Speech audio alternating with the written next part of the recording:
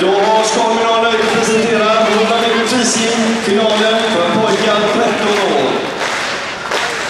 Året från Södertälje, Axel Elibjörn. Året från Södertälje, Stefan Kurusic. Året från Norrköping, David Josefsson.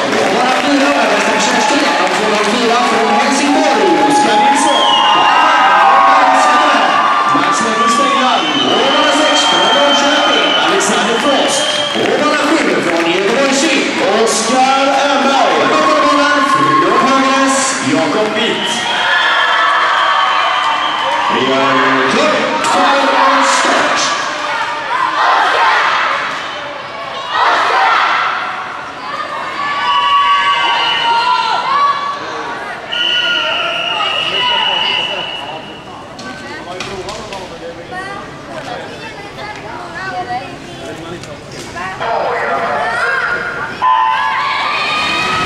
Och där har finalen iväg. Och vi har Oskar Nilsson på ett som vann pojkar.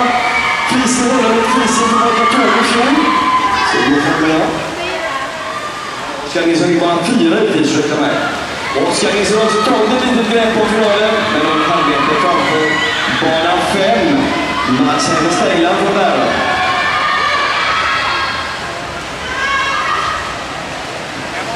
Och det är Oskar som är först, och det gör han på 29,78, tätt följt av Mats Stenland på 29,84.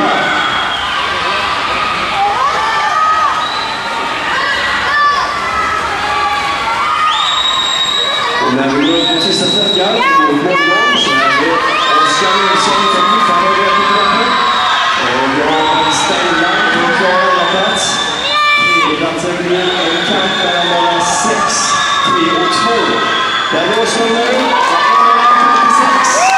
2 av 5 platser i Stenland. Och där är 1,280. Och 3 är Albert bana 6. Alexander Frost från Norrköping på 1,380.